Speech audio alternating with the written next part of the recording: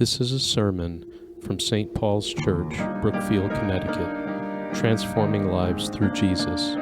For more information, go to www.stpaulsbrookfield.com. Well, it's all about weeds this week. I have lived in New England for over 50 years, and that doesn't make me as much of an expert as some of you who are a little bit older. But anyone who lives here for a while knows about weeds, right? The soil is especially fertile for weeds, but weeds don't even need fertile ground. They are very strong in themselves, and they just seem to show up in all sorts of places. Poison ivy grows very well. Poison oak grows very well. Lots of itchy, annoying things grow very well. Crabgrass too, but that's not itchy. And I don't know if it's my age or what it is, but I'm a lot more tolerant to the weeds than I used to be. They have won too many battles as far as I'm concerned, and I'm getting old, But this was a week which, if I had to give a name to, I would say it was Weeds Week. And I'll start out with just a little bit of story to let you know where I've been. I was mowing the lawn. It was last Monday, and I try to be methodical about it. You take one stripe here, then you turn around, you come back. You know how to do it. And I've learned how also over the years. But as I finished one stripe, I realized I was looking straight ahead at our side garden by the driveway, which has 2 rose plants in it. And the thing was, I knew something didn't look right. There was the rose, but there were these green leaves that just didn't look right for rose leaves. So I looked at it closer after I finished the row mowing, and I realized, these leaves are not rose leaves. These are Virginia creeper leaves, which we have a lot of in Connecticut too. I guess we're North Virginia for that. And so, knowing how my memory is, I thought, well, if I ignore them now, I'll forget to do anything about it. And it's just going to be one more chance for it to get really out of control, the way it's been sometimes. And so I went and got my clippers, because I was going to take care of this now, before I forgot. And I had the clippers all right, but I hadn't thought through the whole process yet. So to help me along, the weeds helped. So I was bending down and trying to get close enough to the bottom of the Virginia creepers where I could snip it off, and mostly it would be vine left in my hand, and there wouldn't be much on the ground. So it would take a while to grow back. Unfortunately, my knees are not as flexible as they used to be. And so, I got to shift. And so I took a new stance. Still couldn't quite make it, and I ended up trying to kneel down, and the kneeling didn't really work either. I ended up in kind of a squat, which did enable me to get right at the bottom of the weed and snip it. However,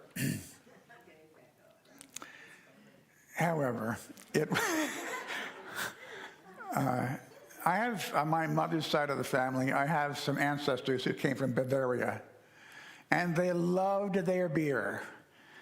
And consequently, I have a beer belly, and it adds weight and losses up on balance. So as I'm leaning in, all of a sudden I realize I didn't mean to lean this far. And I tried to stop, and I couldn't. And so I just sort of gradually leaned and leaned and leaned until finally my face was down at the bottom of the rose bush with thorns having stuck me in various places. I won't tell you what I said on the way down, but you can imagine. One of the words was dope, but there I was. And so I ended up looking like maybe I had had a fight with a wild cat or something like that. I'm prettied up again now. I washed most of the scabs away. But at that moment, I didn't see any humor in this. I was just really annoyed. And I was trying to think of some way to learn from one of my many mistakes in life, because it's better, yes, somewhat redeemed if you could learn something from it. And all I could think of was God is trying to say to me, your life is out of balance. Thanks, Lord. I really needed that. I've taken that lesson in, sort of, not necessarily successfully done something about it, but I'll know better the next time. Watch that tipping point. It could be fatal. So that was how my week started. And of course, I was looking at the lessons for the week, and I began to see weeds all over the place in the readings. So the week sort of, or my prep for today, sort of ended up this morning when, after really finishing what I thought I should say, I put it to bed in the computer, and I said, well, now I'm going to get some sleep. And I woke up with the alarm and feeling refreshed. But then I went to find my notes. Somehow, they had, or at least half of them had vanished into thin air. I don't know how that happened, but they were gone. And so I'm still trying to learn what I'm supposed to learn from that. I don't know. Be careful, don't be such a dope, whatever. But it was, at that point, I knew that I wanted to cover all three lessons, and there was something to cover in them. But this is almost all from my vague memory, folks, so I'm apologizing for that. And if you want to trade places with me, okay, I'd gladly trade. But so this is a little homily for Weed Week, because I think weeds are a good image that we see in the scriptures, starting with the Old Testament. You know, we very often think of the people in the Bible as kind of our models, our heroes. Well, to a certain extent, that's true of Jacob. But he's important not because he was such a good guy, because he wasn't. He really wasn't. He was kind of mean and nasty, selfish, and a trickster. He started out his life, he and his brother Esau were twins, okay? And Esau arrived on this earth evidently seconds or minutes before Jacob did.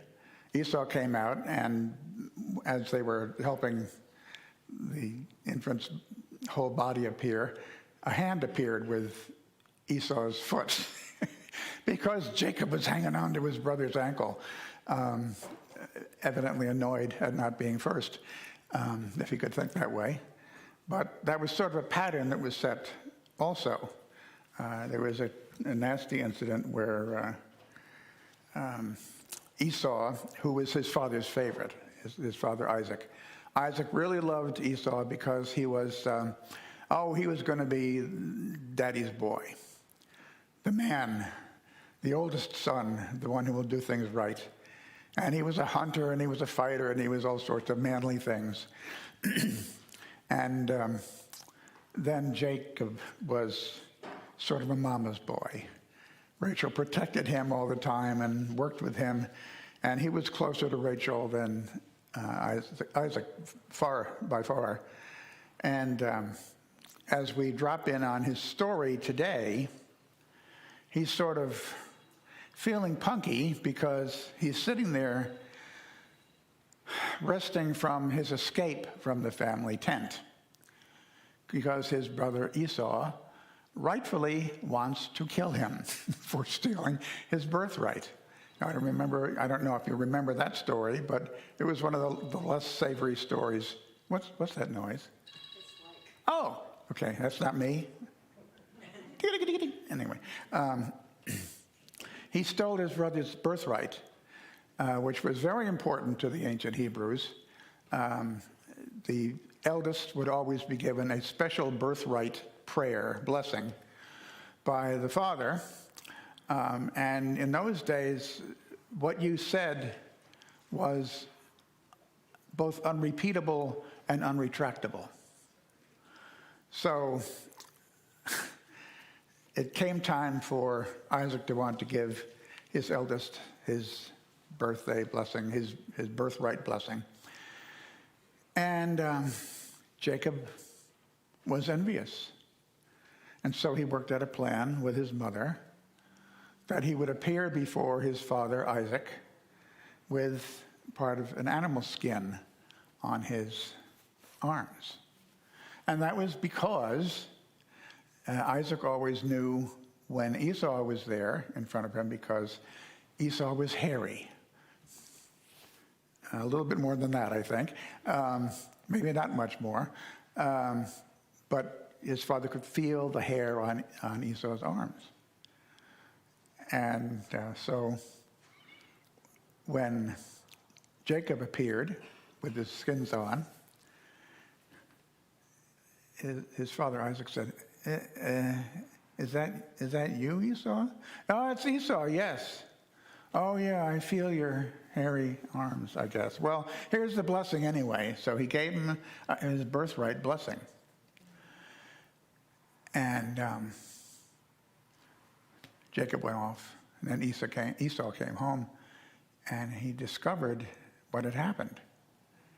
And Esau was brokenhearted and furious because, again, the blessing prayer could not be taken back. That's what they believed in those days. So he was furious because Jacob had stolen his birthright.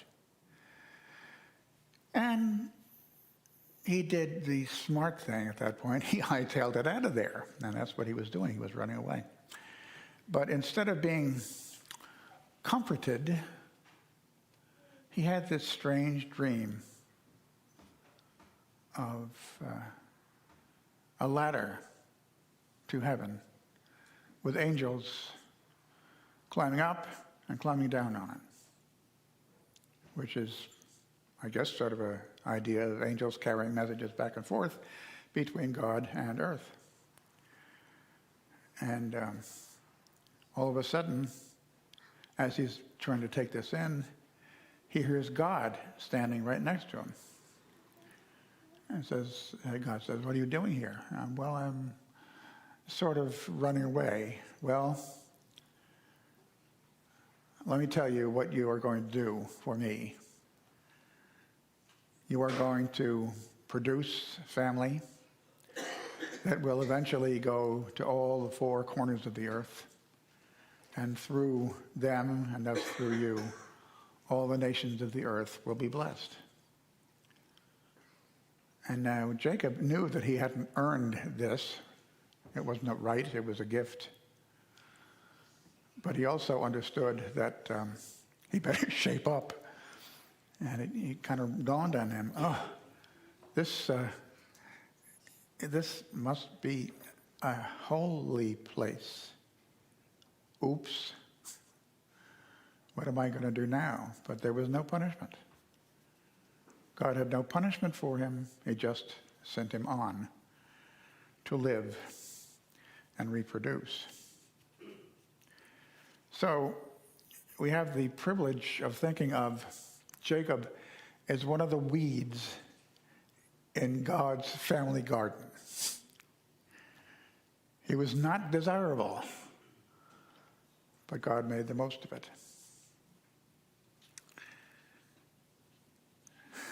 And for me, who has for a long time struggled with St. Paul, I was able to look at St. Paul in a slightly different way, even though sometimes I've considered his words pretty weedy and obstructions to my faith. But they are obstructions to my feeling like I've made it on my own, really. And so it's been easier for me to just sort of shut up and give in and let Paul speak. And that has sometimes been a blessing. Often, as a matter of fact. Even though it's difficult to understand. By the way, before I go off of the whole Old Testament thing, I have to back up already because I'm already on Paul. But we did talk about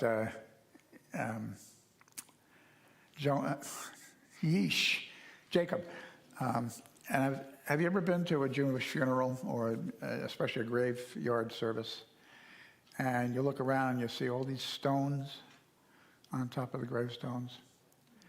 Well, what was going on there is basically one version of what happened when Jacob fell asleep and woke up to what was going on. And he said, surely God is in this place. And so I'm going to leave a little memorial. And he took the stone that had been his pillow, and he piled it with some other stones, and he anointed it with oil. That's what they did for kings and important places. And because he wanted to be sure there was a record in his family that there had been a very special encounter with the Lord of all in that place. So anyway, that was just an aside, but that explains really why Jews tend to put stones on gravestones. We Christians not only inherited that possibility from Jews, but most of us here were brought up as Gentiles, and the Gentiles liked flowers better.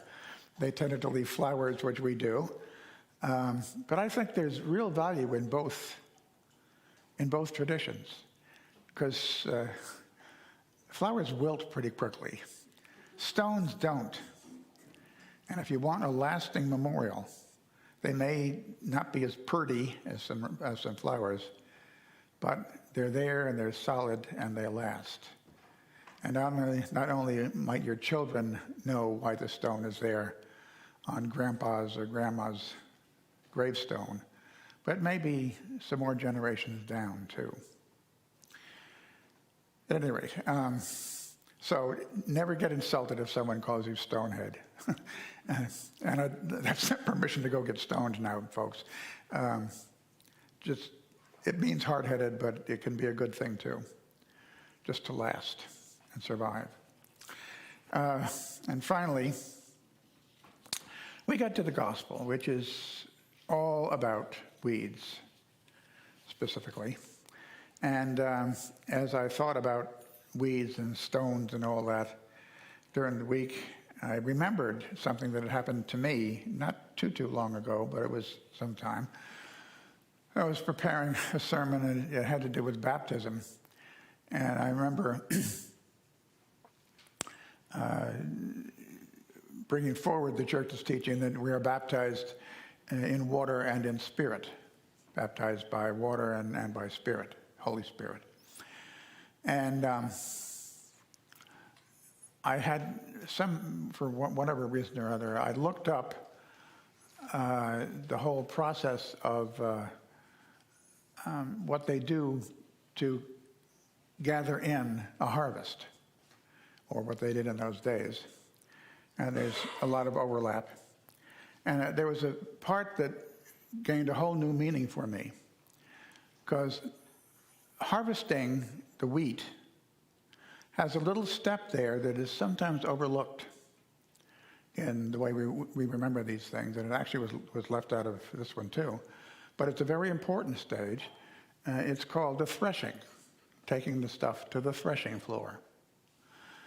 And the reason is for that that at the threshing floor, they ideally build them in a windy part of the landscape.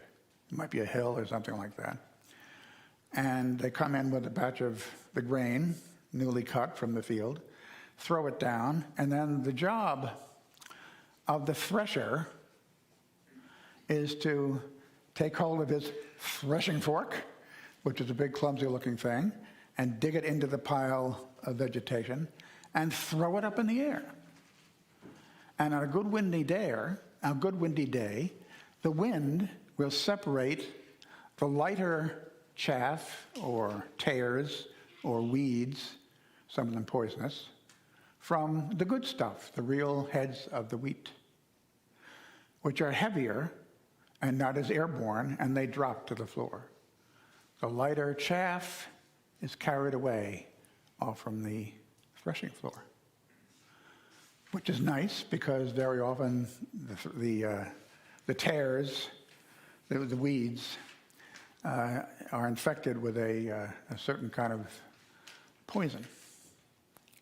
And so it can be fatal to eat darnel because of this poison in it. And so it's an important process in the whole gathering and the whole harvest step. And it's another, to me, way of reminding ourselves that we are chosen by God to be part of the process of revealing God's will and his saving action to others in the world. And we may not justly be up to the task. We certainly may not feel like it all the time, that we're up to the task. But God's will is going to be done.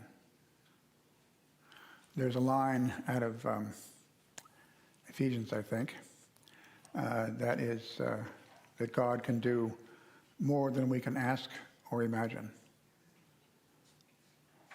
More than we can ask or imagine. And that's a lot. So if our imaginations are too weak to think of ourselves as good servants in God's sight, that cannot stop us. That's where obedience comes in, folks. Well, Lord, I tried, and it didn't work out the way I thought it would. Well, try again. Stand up, toss that chaff in the air, and see what happens. So, that's my weedy little reflection on the weeds of our life, whether the weeds we fear are in us or all around us. It's the same. Our role is simply to look at it, lift it up for the breath of God, the wind of God, the Holy Spirit, to separate the chaff from the wheat and wait for it to land to earth and be turned into living bread. Amen.